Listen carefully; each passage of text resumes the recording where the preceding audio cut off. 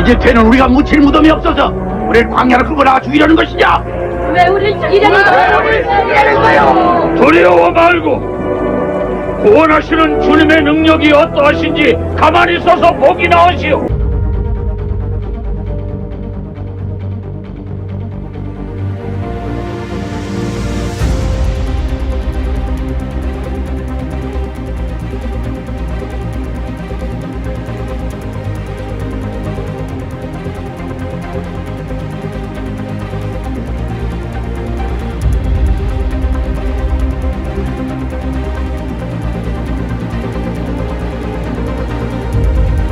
안 됩니다, 폐하. 신의 불길은 이길 수 없습니다.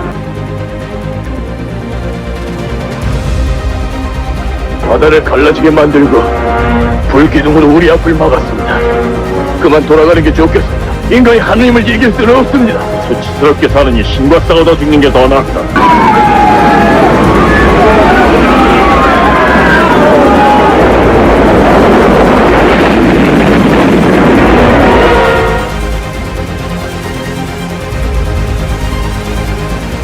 주께서 주의 바람을 일으키시면 바다가 그들을 덮으니 주와 같은 자 누구오리까? 감정과 상황에 끌려다니지 말라. 여러분, 그게 잘 돼야겠죠? 안 돼요? 난 죽어도 못하겠어요. 아이씨, 뭐 화딱지 나면은 그냥 승질 내고 말지 뭘 그렇게 뭐 참느라고 그냥 애를 쓰나, 그런 건 아니죠? 예, 감사합니다. 우리가 진짜 그래요. 뭐 나 승질 있는 사람이야. 아이, 뭐 승질 없는 사람 어디 있어요? 성질이라고 하는 거는 한편으로 말하면 감정이라고 하는 표현이기도 해요. 아니, 사람이 감정이 다 있죠. 그런데 감정을 어떻게 표출하느냐도 성숙한 인간으로, 또는 우리가 소위 말하는 어른이잖아요. 예, 우리 세상에서는 우리가 어른 역할을 해야 돼요. 그 어떤 어른이었냐라고 했을 때 먼저 믿은 자가 성경을 보면은 장자예요.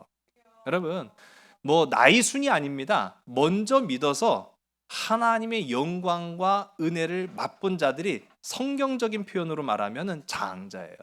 왜 하나님께서, 왜 이스라엘이, 왜 성경이 장자에게 그토록 많은 권한을 주는가라고 살펴보면 먼저 되었기 때문인 것입니다. 여러분, 우리가 그런 어른인 거죠. 세상 가운데에서 우리가 성숙한 한 사람으로, 또 믿음의 사람으로 살아간다는 것은 그저 내가 그냥 감정이 막 끓는다고 그거를 내 방식대로 표출하는 것이 아니라 그리스도인의 방식대로 살아가는 것. 그래서 한마디로 말하면 감정과 상황에 끌려다니지 않는 그런 저와 여러분, 우리 모두가 다 되기를 주의 이름 간절히 소원합니다.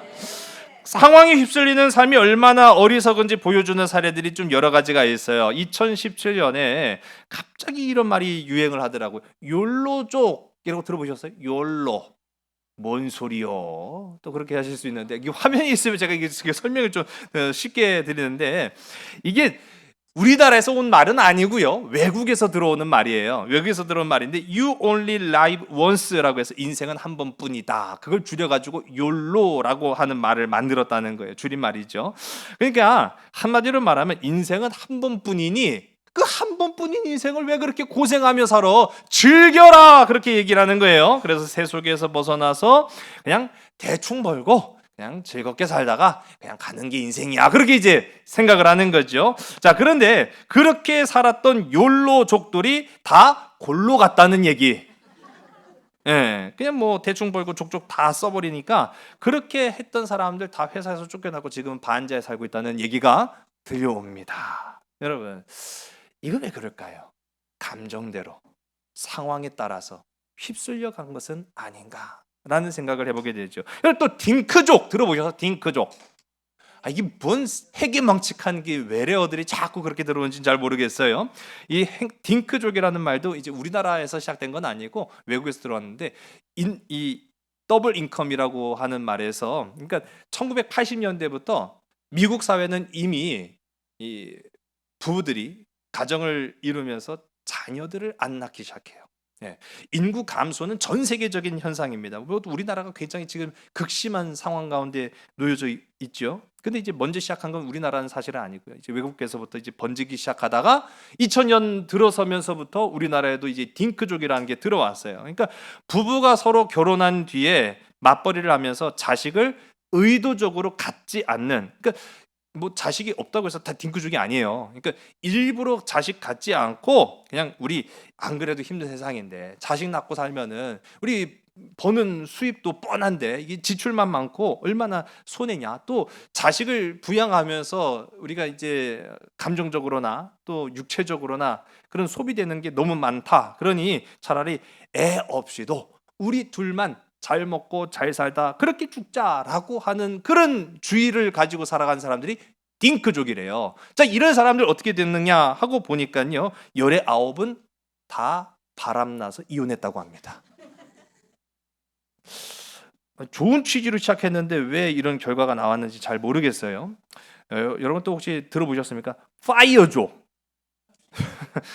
참 뭐 이상한 말 오늘 지금 제가 다 하는 것 같아요. 파이어족도 이렇게 뭐 사실 이게 우리나라에서 시작된 건 아니고 줄여서 이제 외국에서 온 말인데, 그러니까 한마디로 말하면 이 파이어족이라는 거는요, 설명드리자면 한 방에 돈 벌어가지고 빨리 은퇴해서 여유롭게 인생을 유유자적하게 그냥 살자, 뭐 그렇게 하는 주의인데, 또 이러기 위해서는 또 한 방이 중요한 거예요. 한 방을 해야 돼요. 그 한 방을 하기 위해서는 어떻게 해야 될까요?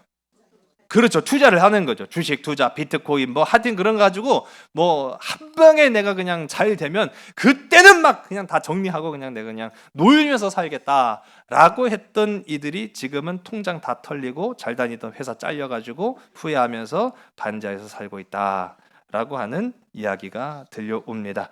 자, 제가 지금까지 그 말씀드렸던 이런 사람들의 모습들이 사실은 알고 보면은요, 다 분위기에 휩쓸린 거거든요. 감정이 휩쓸린 거예요. 그 순간에 직장에서요, 뭐 우리가 좋은 사람만 만날 수 있겠습니까? 근데 성경에도 보면은 이게 불시험이라고 성경 말하고 있어요. 물론 직장에서의 그런 시험이 신앙적인 그런 시험까지는 아니지만은 우리가 느끼기에는 불시험 이상으로 느껴질 때가 참 많잖아요. 근데 이럴 때 막 옆에서 부추기는 거예요. 야, 욜로.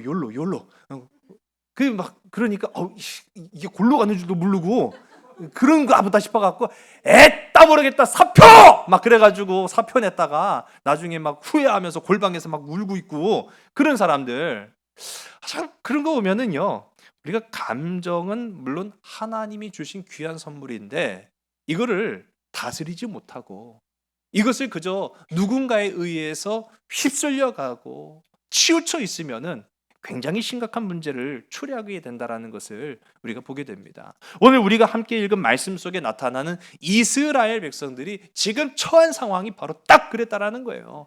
감정에 휩쓸렸습니다. 상황에 휩쓸렸습니다. 그 어디를 봐도 그들의 삶의 중심이 되시는 하나님을 붙잡고 의지하고 바라보지 아니하고 그들은 사람을 바라봤고 감정을 쳐다봤고 상황만 의지하면서 보다가 어이쿠야 이거 큰일 났다 그렇게 하고 말았던, 그래서 결국은 그들이 심판받고 정죄받는 그런 사건들을 보게 됩니다. 우리 지난 시간에 잠깐 살펴보면은요, 이스라엘 백성들은요 그냥 광야로 내던져지듯이 떠난 것이 아니라 하나님의 보호하심과 인도하심과 그 사랑의 역사를 통해서 배우고 훈련받고 교육받은 후에 나갔어요. 11개월 5일. 그 11개월 5일 동안 하나님의 자녀답게 살아가는 법, 또 이 광야라고 하는 위험과 풍랑과 인생의 위기를 어떻게 대처하는지 극복하는지에 대한 교육을 받고 나갔음에도 불구하고 불과 3일 만에 너무나 처참한 결과가 나타나죠. 하나님을 원망하는 그런 사건들을 보게 됩니다. 결국은 뭐 다베라라고 하는 곳에서 하나님 앞에 불평했다가 아주 그냥 혼쭐이 나보고 말았죠. 불평의 이유는 제가 지난 시간에 말씀드렸지만 정확하게 밝혀지진 않았지만 어쨌든 자신들의 삶을 비관하는 것만큼이나 그 부모의 마음을 아프게 하는 일도 없습니다. 그들은요 11개월 5일 동안 잉태된 거예요. 하나님의 말씀으로 잉태된 거예요. 그런데 나오자마자 부모를 욕하고 막 원망하고 있으니 그 아버지 하나님의 마음이야 얼마나 아팠겠습니까? 다가오는 복된 미래를 생각하고 기대한다라고 한다면 잠시의 불편함, 여러분 그거 참아내고 인내하시는 저와 여러분 되기를 주의 이름으로 간절히 소원합니다. 근데 그 정도로 그들의 믿음이 아직은 단단하지 않았다는 것을 지금 우리가 보게 되는 거예요. 욕할 필요 없습니다. 우리도 그럴 수 있기 때문인 거죠. 우리는 11개월 5일이 아니라 11년, 5년, 11년, 6년, 15년, 16년을 신앙생활하고 믿었어도 3일이 아니라 3시간만 해도 하나님 원망할 수 있어요. 그럼 그런 조건들을 따지고 놓고 보면은 사실은 이스라엘이 아유 저 모지리 같은 것들 그렇게 욕할 게 아니라 우리 자신의 모습은 어떠한가라는 생각을 갖게 되는 거죠. 여러분 광야는요 그들이 평생도록 살아갈 땅이 아닙니다. 우리도 마찬가지입니다. 이 세상은요 우리가 평생 살아갈 땅이 아닙니다. 왜 그럴까요? 우리 하나님의 백성이잖아요. 우리의 삶은 무한하지 않습니다. 유한합니다. 만일 우리의 삶이 무한하고 이 땅에서의 삶이 광야라고 한다면 그거 진짜 뭐 답이 없죠. 불평해도 어쩔 수 없죠.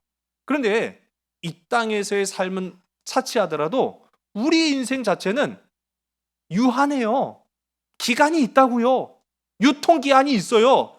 그럼 우리는 이 유한한 인생의 삶을 마무리 짓고 갈 곳이 있어야 되는데 그걸 잃어버린다? 그거보다 더 큰 비극이 어디 있습니까? 근데 우리는 영원한 하나님의 나라가 있잖아요. 여러분 영원한 하나님의 나라를 위해서 지금 잠깐 이 광야 땅에서의 삶을 인내하고 또 참아낼 수 있는 우리 믿음의 거룩하고 아름다운 사랑의 자녀들이 다 되시기를 주님 간절히 소원합니다. 우리는 영원히 이 땅 가운데 살지 않는다는 거예요. 그런데 이 이스라엘 백성들은요 마치 자신들이 영원히 광야에서 살 것처럼 불평하기 막 시작하는 거예요. 이스라엘 백성들은요 다가오는 밝은 미래보다 지금 당시에 그 지금 겪고 있는 이 불편한 현실의 상황이 더 중요했던 것으로 보여지는 거죠. 그러니까 그들의 마음이 어떻게 됩니까? 감정이 치우치기 시작하는 거고, 그러니까 그들이 어떻게 됩니까? 분위기에 막 휩쓸려 가기 시작하고, 그들이 어떻게 합니까? 상황이 그들을 이끌고 가는 형국이 되고 말았다라는 거예요. 참 어떻게 보면은요, 이 보는 눈이 없는 백성은 참 안타까울 수밖에 없어요. 어떻게 보면은요, 그래서 군중 심리가 참 무섭습니다. 군중 심리. 물론 이 군중 심리는요, 상황에 따라서 긍정적인 결과도 나타날 수 있어요. 군중 심리가 다 나쁘다는 게 아니에요. 군중 심리가 가지고 있는 장점과 단점이 있는데, 장점들을 보게 되면은요, 이 군중 심리는 공동체 의식을 강화하고 결속시켜 가지고 더 큰 힘으로 어떠한 일을 추진하게 만들기도 합니다. 그래서 한 사람이 하는 것보다 100사람이 하는 것이 더 효과적이지 않겠습니까? 또 위급한 상황에서 빠른 결정과 대처로 당한 문제를 극복해 나아가기도 하기 때문에 이 군중이 모여 있어서의 그 힘은 굉장하다는 걸 우리가 알죠. 또 근데 반대로 이 군중 심리가 단점이 있어요. 개개인의 판단력이 약해지기 쉽습니다. 다른 사람들이 하는 행동, 특히 지도자의 잘못된 행동을 그냥 무비판적으로 따라하는 경향이 발생할 수도 있는 게 바로 이 군중심리예요. 그래서 이런 경우에는요, 잘못된 판단으로 이어지기도 하는데 또 그 폭력적이거나 과격한 행동을 유발하더라도 그걸 정당하게 생각하는 거예요. 잘못됐다라고 생각하지 않습니다. 혼자 나가서 막 그렇게 폭력적인 행동을 하면 저 사람 왜 저래? 그렇게 하는데 떼거지로 우르르 막 몰려가가지고 폭력적인 행동을 하면은 그럴 수도 있지, 나도 한번 해볼까? 이게 군중심리의 잘못된 모습이기도 해요. 지금 이 이스라엘이요, 그런 군중심리에 빠져 있는 거예요. 전부는 아니었겠지만은요, 지금 그들 대부분이 미래보다는 지금 현실의 모습을 보니까 너무 불편한 거예요. 현실적인 필요를 채우는데 너무 급급해갖고 내일에 대한 하나님이 주신 비전, 11개월 5일 동안 주신 하나님의 말씀을 다 까먹어버린 거예요. 여러분, 굉장히 중요한 문제 앞에 지금 이스라엘 백성들이 서 있음을 우리가 보는 거죠. 오늘 본문의 말씀은요, 사실 이제 더 읽어야 돼요. 근데 말씀이 굉장히 길다 보니까 오늘 15절까지 말씀까지 읽었습니다. 오늘 본문의 말씀은요, 사실은 두 번째 반역 사건을 이야기하고 있어요. 두 번째 반역 사건. 그렇습니다. 두 번째입니다. 두 번째. 그럼 첫 번째는 언제였어요?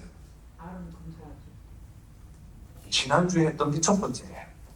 지난주에 이스라엘 백성들이 11개월 5일 동안 잘 교육받고 광야로 나갔는데도 불구하고 3일 만에 하나님 앞에 막 원망을 쏟아놨잖아요. 근데 그 원인은, 이유는 밝혀지지 않았지만 어쨌든 간에 하나님을 원망한 사건이 있죠. 그게 첫 번째야. 오늘 두 번째. 제가 그래서 아니 그때 왜 이스라엘 백성들이 하나님을 원망했을까요? 왜 그들이 불평했을까요? 막 그렇게 제가 질문 드렸을 때 먹는 거요, 뭐 불편한 거요, 삶의 문제 뭐 그렇게 말씀을, 제가 그건 아니라고 제가 말씀드렸는데 오늘 말씀 보니까 먹는 거 가지고 또 얘기를 꺼낸 거예요. 아니 먹는 거 맞네요. 그럴 수 있는데 오늘 이 반역과 지난 시간에 함께 나눈 반역은 다른 문제예요. 그렇기 때문에 그때는 알 수가 없었어요. 근데 오늘 이게 나온 게 이제 먹는 문제가 또 나온 겁니다. 이전 출애굽 사건에서도 먹는 문제가 언급이 됐어요. 그래서 제가 지난 출애굽기 16장 말씀을 다루면서도 오늘 우리가 함께 읽은 이 민수기 11장 말씀을 같이 연결시켜서 제가 설명을 드린 적이 있습니다. 왜냐하면은 출애굽하자마자 그들도 이 먹는 식량의 문제에 딱 봉착하고 말았어요. 그들이 애굽에서 가지고 온 음식이 떨어졌습니다. 근데 당장 광야는 그들이 먹을 음식을 채워주지는 않잖아요. 그러니까 눈앞이 캄캄했던 거죠. 이스라엘 백성들은요, 먹을 음식으로 하나님 앞에 막 불평하기 시작한 거예요. 먹을 게 없으니까. 자, 그런데 이 문제에 대해서 제가 이 신의 산을 기점으로 해가지고 완전히 달랐다라고 제가 말씀드려요.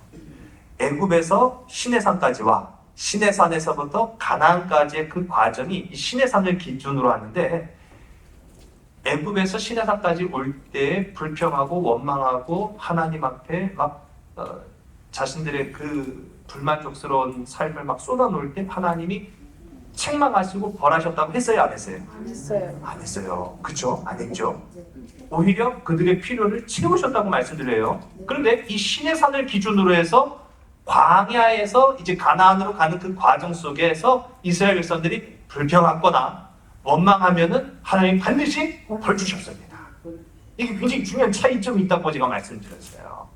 이거는 하나님을 온전히 아는 것과 모르는 것의 그 차이라고 제가 지난 시간에도 설명을 좀 드렸습니다. 자, 그런데 이 출애굽기에서 발생했던 이 먹을 것에 관한 문제 앞에서는 하나님이요, 그들의 모든 필요를 채우실 때 만나를 주신 거예요. 그때부터 지금 만나가 임하기 시작하는 겁니다. 또 그들에게 만나만 주신 것이 아니라 이 사람이 또 고기, 이 고기가 참 좋잖아요.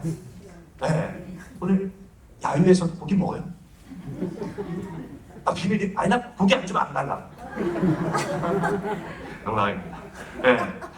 아니, 사람이 고기가 참 이게 먹고 싶을 때가 있어요, 사실은. 물론 고기 안 좋아하시는 분들도 요즘 있죠. 그런데 어쨌든 간에 이 고기 굉장히 중요했던 것 같아요, 그 시대에도. 어쨌든 하나님은요, 그들을 벌하지 않으시고 그들의 필요를 채우십니다. 자, 그런데 이 출애굽기 16장에서 이때에도 고기와 만나로 배불리셨다라고 하는 말씀이 있었는데, 이제 지금 오늘 우리가 함께 나누는 이 민수기 11장에서는요 완전히 달라요. 지금 그들은 굶주린 건 아니었습니다. 출애굽기에서의 하나님을 원망할 때 그 음식 문제는 굶주렸을 때예요. 그런데 지금 이 민수기 오늘 본문에서는 그들이 굶주린 상황은 아니었어요. 굶주린 상황은 아니었단 말이에요. 매일매일 만나를 먹고 있었습니다. 그런데 또 음식 불평이 나온 거죠. 먹을 음식이 없어서 불평하는 것과 매일 먹는 음식이 질려서 불평하는 것은요 차원이 다른 문제예요. 자식이 부모한테 엄마 배고파, 먹을 것 좀 없어? 라고 했는데 정말 먹을 게 없어요. 그러면은 그 부모가 어떻게 하겠습니까? 아유 미안하다, 먹을 게 없어서 내가 어떻게든 먹을 걸 구해다 줄게, 그러지 않겠습니까? 아, 그런데 야, 넌 진짜 너무 초마워서 타요. 그렇게 먹는 게 사람의 짐승이지? 라고 하는 부모는 없잖아요. 그렇죠? 부모의 대처가 완전히 다른 거죠. 근데 자식이 엄마 맨날 똑같은 밥이야. 나 고기 좋아하는 거 몰라? 그 고기 줘야지. 나 고기 줘야 야유회 간다고. 아니 그러면요, 그런 자식은 좀 맞아야 돼요. 네. 그런 자식은 내가 약이에요. 네. 그런 자식한테 미안한 마음을 품은 부모는 아마 없을 거예요. 네. 여러분, 그렇습니다. 오늘 본문의 말씀에서 왜 음식 문제가 똑같이 음식 문제네요? 라고 했을 때 똑같은 음식 문제가 아니었다는 거예요. 지금 이들은요, 만나가 이미 있었음에도 불구하고 고기 타령을 하죠. 뭐 다른 음식들을 막 꺼내고 얘기를 하잖아요. 자, 그런 이유가 어디서부터 비롯됐느냐라고 하는 오늘 말씀에서는 그 원인이 규명이 되고 있어요. 우리 4절의 말씀을 보겠습니다. 우리 4절 말씀 함께 있습니다. 그들 중에 섞여 사는 다른 인종들이 탐욕을 품음에 이스라엘 자손도 다시 울며 이르되 누가 우리에게 고기를 주어 먹게 하랴. 아멘. 지금 이스라엘 중에 다른 인종들이 섞여 있다라고 설명은 하고 있어요. 이거를 일컬어서 아스페스프라고 이야기합니다. 아스페스프. 이게 아스페스프가요, 잡족이라고도 표현을 할 수 있지만은 엄밀히 말하면 딱 한 번밖에 등장하지 않은 표현이기 때문에 다른 성경에서 나오는 잡족하고는 좀 달라요.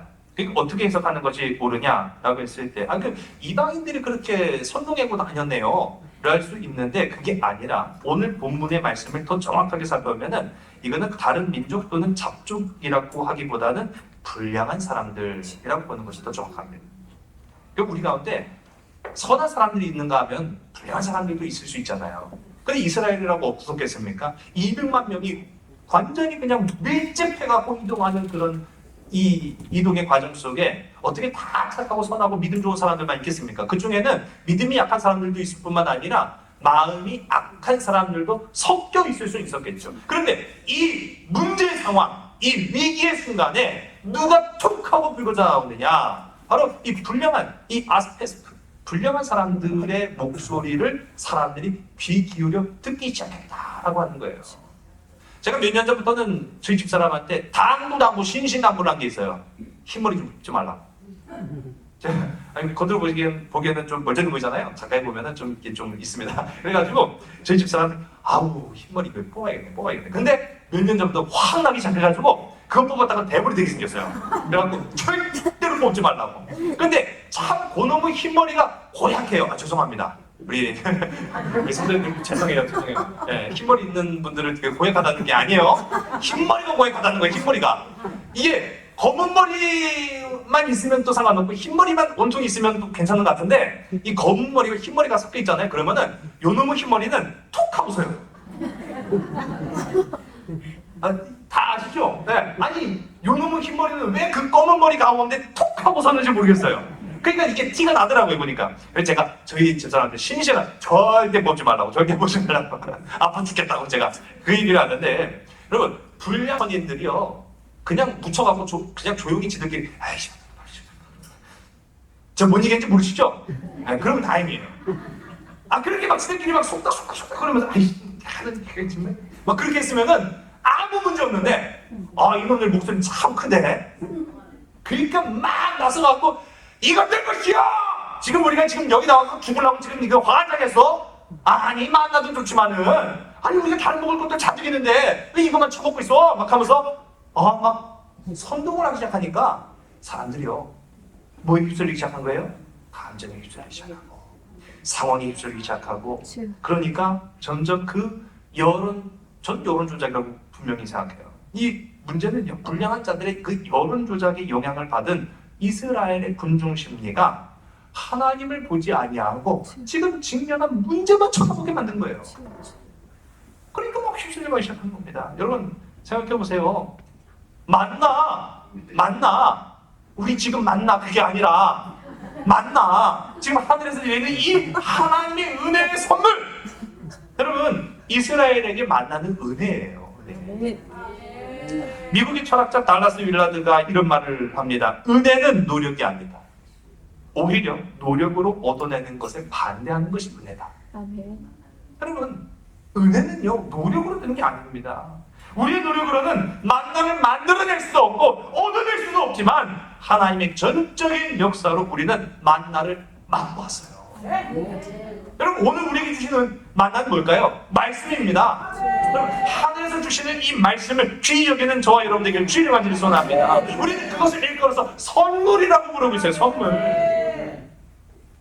이처럼 우리 자신의 힘만으로는요 절대로 그리스도의 은혜를 맛볼 수가 없는데, 이 불량한 자들, 선동하는 사람들은요 이런 하나님의 은혜를 자기들 수준으로 끌어내리는 거예요. 하나님의 만나가 어디 정말 일반적인 음식과 똑같습니까? 그런데 오늘 말씀을 보니까요, 애굽에 있을 때는 생선도 먹고 오이도 먹고 참외도 먹고 부추도 먹고 다 처먹었네 이것들.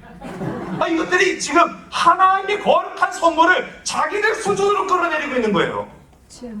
얼마나 어리석습니까? 오늘 우리가 함께 읽은 말씀 5절과 6절의 말씀을 보겠습니다. 우리가 애굽에 있을 때에는 값없이 생선과 오이와 참외와 나거늘 이제는 우리의 기력이 다하여 이 만나 외에는 보이는 것이 아무것도 없도다 하니 아멘.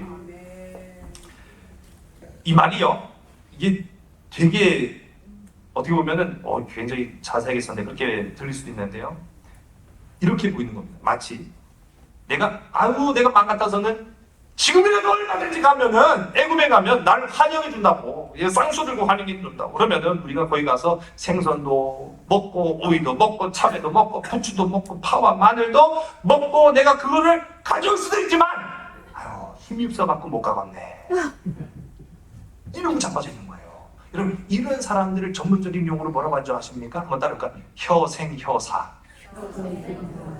혀에 살고 혀에 죽는다. 그러니까 어쩜 그렇게 혓바닥만 살아있는 인간들인지, 말은 그냥 좋아요. 말은 얼마든지 애국 왔다 갔다 할 수 있는 그런 사람들 같아. 할 수 있으니까 그들은 아무것도 없어요. 심지어는 만나도 그들이 만들어내는 게 아니에요. 그런데도 불구하고 지금 현재 상황이 이렇게 불편하니 나는 도저히 못 살겠네 라고 불평하고 있습니다. 토마스 머튼의 새 생명의 시라는 책에는 이렇게 말하고 있어요. 탐욕이나 두려움의 압박 아래에서 부자연스럽고 조급하고 걱정 가운데 하는 모든 일들은 절대로 하나님이 명하신 것이 아니다. 여러분 부자연스럽고 조급하고 걱정 가운데 하는 일들은 하나님이 명령하신 일이 아니라는 거예요. 이런 것들은 오로지 하나님이 아니라 자기 중심적으로 살아가는 영혼들의 증상에 불과해요. 그러니까 막 선동하는 사람들 보면은요, 당시에는 맞는 말 같기도 하는데 그 사람들의 삶이 보니까 그렇게 아름답고 그렇게 행복해 보이지가 않아요. 그들이 하는 말은 다 의로운 것 같은데 사실은 절대적인 의의가 아니에요. 왜 그럴까요? 자기 중심적인 생각을 그 속에 담고 있기 때문인 거예요. 그럼 감정에 휩쓸리지 않는 저와 여러분들에게를 주의를 간절히 소원합니다. 상황에 휩쓸리지 않는 저와 여러분들에게를 주의를 간절히 소원합니다. 제가 앞서도 말씀드린 것처럼 무슨 분위기 따라간다고 욜로족이라고 하든지 딩크족, 파이어족, 다 골로 가는 지름길이죠. 몇몇 사람들이 나 이렇게 하니까 좋더라. 여러분 그건 진짜 몇몇 사람에 불과한 거예요. 근데 그 몇몇 사람들의 말에 휩쓸려갖고 쫓아갔다가 피눈물 흘리고 마는 거죠. 여러분 성경은요 상황 중심의 삶에 살지 말라고 말하고 있습니다. 감정 중심의 삶에 살지 말라고 말합니다. 예수 중심으로 살아가라고 말합니다. 하나님 중심으로 삶을 살아가라고 우리에게 외치고 또 외치고 있는 게 하나님의 말씀이에요. 여러분 음식에 대한 욕망이 웬 말입니까? 이 음식에 대한 그 욕심이 있으신 분들 보면은요 다 결과가 좋지 않더라고요. 그 이혼 사례를 제가 전에도 말씀드렸던 것 같은데 어떤 한 신랑이 직장 마치고 밤늦게 돌아오면은 이제 집에 오면은 막 아내도 맞이하고 자녀도 맞이하고 막 그런 거 아니에요? 그러면은 왔다고 이렇게 인사도 좀 나누고 그러다가 이렇게 씻고 먹을 준비하고 그렇게 하는 게 아니라 그냥 쏙 자기 방으로 들어간대요. 그래갖고 처음에는 부인이 왜 그런가 하고 나중에 놓고 보니까 방에서 옷장에서 혼자 치킨 그렇게 막 먹어요. 그거는 먹는 게 아니라 처먹는 거죠 이게. 그래갖고 나중에 그게 발단이 됐는지 몰라도 이혼하셨다 그런 얘기를 제가 들었습니다만은 음식에 대한 그 탐욕 너무 쪼잔하잖아요 사실은. 그렇지 않습니까? 저 그런 경험도 있어요. 우리 교회 아닙니다. 오해하지 마세요. 내가 전에 있던 어떤 교회에서 식사를 하는데 어떤 분이요 음식 불평을 하는 거예요.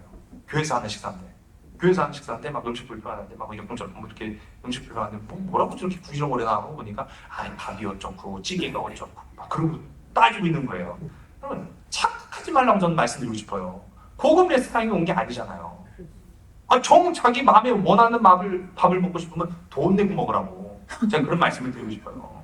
여러분 지금 이스라엘 백성들이 배가 불러도 한참 불렀죠. 네, 그렇지 않습니까? 아니 광야에서 반찬 투정이 웬 말이에요? 이거 뭐 광야지 호텔입니까? 광야 호텔입니까? 광야에서 만나면 땡큐예요. 네, 아멘 하시는 분들 계시고 그거 되게 쉽네요. 이렇게 하시는 분들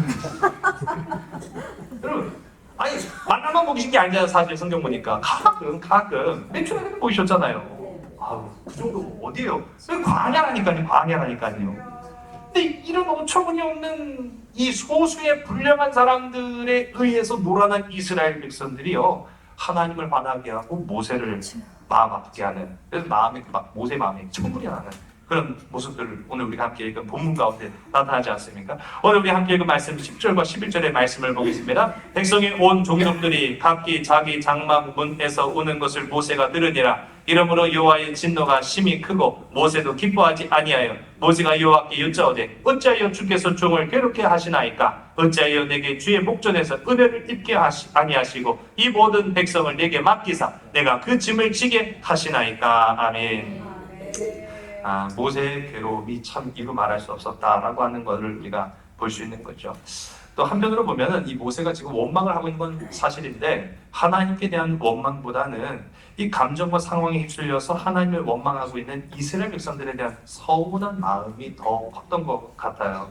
근데 여러분 이게 참 조심해야 될 때입니다. 참 조심해야 됩니다. 모세도 지금 실수하고 있는 걸 우리가 보는 거예요. 지금 백성들이 막 아우성을 치고 있다고 해서 모세도 같이 휩쓸리면 안 되거든요. 근데 믿음의 동역자가 참 중요한 까닭은 오늘 우리가 함께 읽은 이 본문에서 다 나타나고 있습니다. 백성이 흔들린다고 모세마저 흔들리면요 이스라엘이라고 하는 배는 좌초하고 갑니다. 하나님 그래서요 믿음에 돕는 동역자들을 우리에게 두셨는 줄로 믿으시기 바랍니다. 우리 옆에 계신 분들, 앞에 계신 분들 우리 마주보면서 당신은 내 믿음의 동역자입니다 하고 고백합시다. 시작. 당신은 내 믿음의 동역자입니다. 할렐루야. 아멘. 버팀목이라고 있죠? 예, 우리 이제 가로수에 보면은 그 길에 가로수로 이제 세우는 나무들 이제 튼튼한 나무는 아니고 이제 막 심은 나무를 보면은 버팀목들을 이렇게 세웠잖아요. 여러분 버팀목이 없으면은 그 얇은 가지는 금방 쓰러져 버리고 맙니다. 근데 우리가요 믿음의 버팀목들이 서로에게 되어 주어야 합니다. 그때 우리는요 결코 쓰러지지 않습니다. 결코 넘어지지 않습니다. 결코 상황과 감정에 치우치지도 않습니다. 그렇게 해야만 한다는 거죠.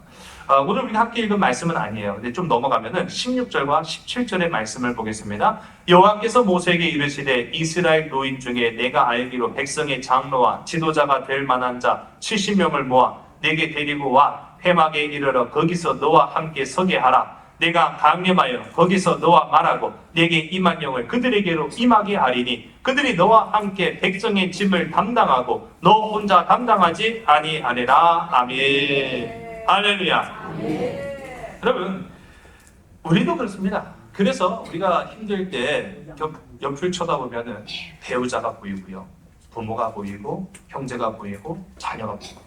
때로는 우리 믿음의 지체들이 보입니다. 우리 서로를 지지해주는 버팀목이 됩니다. 그래서 우리가 의지할 수 있게 됩니다.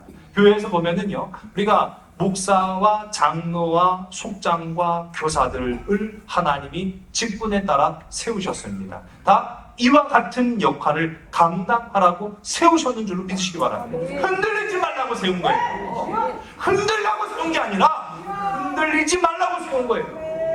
누군가 흔들릴 것 같으면 지지해주고 위로해주고 붙잡아주고 기도해주고 격려해주고 우리는 끝까지 하나님 말씀 따라 갑시다. 그렇게 서로에게 향하여서 선포하라고 우리에게 직분 주셨는 줄 믿으시기 바랍니다. 이걸 착각해가지고요 막 자기가 권력을 가지고 있느냐 흔들려고 하면은 그때는 다 망하는 거예요. 다 망하는 거예요. 그러면 갈라디아서 6장 2절의 말씀 보면은요 너희가 짐을 서로 지라 그리하여 그리스도의 법을 성취하라. 그리스도의 의무가 바로 이런 것이다 라는 것을 보는 거죠. 하나님은요, 모세를 안타깝게 생각하셔서 70명의 영적 지도자들을 세우고 이 모세를 지지하고 또 이스라엘 백성들을 격려하고 그들의 감정에 휘말리지 아니하도록, 상황에 휩쓸리지 아니하도록 하는 그 역할을 두셨다라는 걸 우리가 보는 거예요. 여러분, 이 정도로 지금 보면은요, 모세의 영적 침체도 상당했던 것 같습니다. 하나님을 향한 믿음이 모세도 지금 막 흔들리고 있는 걸 보는 거예요. 하나님은 모세로 하여금요, 이제 내가 이 이스라엘 백성들한테 아주 그냥 고기가 질리도록 내가 넘치도록 주겠다, 그렇게 얘기를 해요. 자, 그런데 충격적인 반응이 나타나요. 모세가 어떻게 말합니까? 정말요? 그게 되겠어요? 라고 하는 반응이 나타난 거죠. 우리 21절과 22절, 우리 성경 21절과 22절 보겠습니다. 모세가 이르되 나와 함께 있는 이 백성의 보행자가 60만 명이었는데 주의 말씀이 한 달 동안 고기를 주어 먹게 하겠다 하시오니 그들을 위하여 양떼와 소떼를 잡은들 족하오며 바다의 모든 고기를 모은들 족하오리까? 아멘. 네, 맞아요. 지금 60만이라고 나오고 있지만은 사실 종합적으로 얘기하면 대략 한 200만 명이라고 제가 말씀드렸어요. 200만 명. 여러분, 이게 뭐 말이 되는 소리입니까?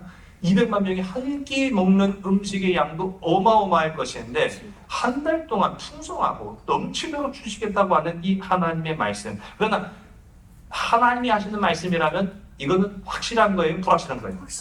그렇죠, 확실한 얘기잖아요. 근데 모세가 지금 어느 정도로 영적 침체기가 왔냐면은 이게 되겠습니까? 라고 하는 그런 반응이 나타나는 거예요. 그럼 하나님과 동행하면서 수많은 기적을 체험한 이 모세가 이런 불신을 왜 했겠습니까? 이거는요, 모세도 흔들렸다는 걸 말하는 거예요. 모세도 자칫 잘못하면 지금 상황이 휘둘릴 수 있고 모세도 잘못하면 감정이 치우칠 수 있다는 걸 보고 있는 겁니다. 그러면 더 이상 하나님을 바라보지 아니하고 자신이 처한 상황을 보면은 이런 결과가 나타나게 되는 걸 보는 거예요. 이와 비슷한 사건들을 우리 신약에서도 볼 수 있죠. 세례 요한이 옥에 갇힌 상황에서 요한에게도 이 믿음이 흔들리는 그런 경험이 찾아왔다는 걸 우리가 보는 거예요. 마태복음 11장 2절과 3절의 말씀을 제가 읽습니다. 요한이 옥에서 그리스도께서 하신 일을 듣고 제자들을 보내어 예수께 여짜오되 오실 그이가 당신이오니까 우리가 다른 일을 기다리오리까? 아멘. 여러분, 이 말이 무슨 말이겠어요? 지금 이 세례자 요한은 옥에 갇혔어요. 그리고 그는 분명히 선포했어요. 지금 예수님이 하나님의 아들이시고 그는 구원자이시며 그는 우리를 구원하실 분이시라고 분명히 선포했는데 옥에 갇히고 보니까 지금 그의 상황이 어떻습니까? 흔들리고 있는 거죠. 그의 감정이 어떻습니까? 긍정적이지 못한 거예요. 그러니까 그런 부정적인 상황과 감정 가운데 있으니까 믿음도 막 흔들려갖고 아이씨, 우리 주님, 그 주님이 맞나? 옛날에 그 알프스 산맥을 넘었던 이 나폴레옹이 그랬대잖아요. 야, 저 산이다! 가서 보니까 이 산이 아닌가? 저 산이다! 그래갖고 갔더니 야, 아까 그 산인 게 벼. 이 지도자가 흔들리니까요, 엄청난 피해, 막급한 손해가 발생하는 건데 지금 이 민족의 지도자라고 일컬어지는 모세가 아이씨, 이거 뭐 하나님이고 나발이고 지금 내가 죽게 생겼는데 지금 뭔 이런 상황이 펼쳐지고 만 거예요. 여러분, 우리는 믿음 위에 굳건히 있어야 돼요. 말씀 위에 굳건히 있어야 돼요. 우리의 눈은 하나님께 고정되어 있어야 됩니다. 주변과 환경과 감정에만 따라간다면 누구도 이 세례자 요한이나 모세 같은 그런 결론을 따를 수밖에 없다라는 것을 보게 됩니다. 이 모세를 하나님이 나무라시죠. 오늘 우리 함께 읽자 23절의 말씀을 보겠습니다. 23절 말씀 함께 읽습니다. 여호와께서 모세에게 이르시되 여호와의 손이 짧으냐 내가 이제 내 말이 내게 응하는 여부를 보리라. 아멘. 한번 이 말씀 여러분의 삶 속에 적용하시기 바랍니다. 다시 한번 우리 말씀의 제목을 고백해 볼까요? 감정과 상황에 끌려다니지 말자. 할렐루야. 여러분, 감정과 상황에 끌려다니지 말고 오직 우리를 이끄시고 우리에게 복 주시는 우리의 미래가 되시고 우리의 소망이 되시는 주님만 바라보는 여러분 되시기 바랍니다. 욥이 그랬잖아요. 감정에 휩쓸릴 때 욥은요, 왜? 라고 하는 게 자신의 이 삶 속에 가장 큰 질문이에요. 그런데 이 왜라고 하는 질문에 사로잡혔을 때에는 문제가 해결되지 않았어요. 오히려 문을 사로잡히고 슬픔에 매몰될 수밖에 없었어요. 상황을 객관적으로 보기 어려웠어요. 그런데 하나님과 대면한 이후에 욥을 보게 되면은요, 욥은요 더 이상 왜라고 하는 질문을 하나님한테 하지 않아요. 오히려 하나님께 대한 전적인 신뢰, 전적인 믿음으로 나아가는 그런 모습들을 발견하게 됩니다. 이게 바로 믿음의 사람이다. 감정과 상황에 끌려다니지 말고 주님만 바라보며 믿음 위에 굳건하게 서는 복된 저와 여러분 우리 모두가 다 되기를 주님 간절히 소원합니다. 기도하시겠습니다. 하나님 감사합니다. 광야와 같은 세상 살아갈 때에 우리의 앞서가시고 우리의 삶 가운데 찾아와 주시고 우리의 필요를 다 채우시는 살아계신 하나님 아버지 의지하고 바라보고 체험하고 만날 수 있도록 우리의 모든 삶 붙잡아 주시니 참으로 감사합니다. 그러나 이 광야는 결코 우리를 그대로 내버려 두지 않습니다. 때로는 풍파 많은 인생에서 굴곡 많은 삶 속에서 건강의 문제로, 물질의 문제로, 인간관계의 문제로, 직장과의 문제로 우리를 흔들려 할 때가 참으로 많습니다. 그때마다 상황에 휩쓸리지 않게 하옵소서, 감정에 매몰되지 않게 하여 주시옵소서. 오직 주님을 의지함으로 말씀 위에 굳건하게 선 믿음의 백성들, 오직 말씀을 의지함으로 말미암아 참된 최후 승리를 얻고 하나님 앞에 영광을 돌리는 주의 거룩한 자녀들이 다 되게 인도하여 주시옵소서. 모든 것을 주께 온전히 의탁하오며 사랑 많으신 나사렛 예수 그리스도의 이름으로 감사하며 간절히 기도드렸사옵나이다. 아멘. 창조의 사랑이 나를 빚으시고 따스한 숨결 날 온전케 하네.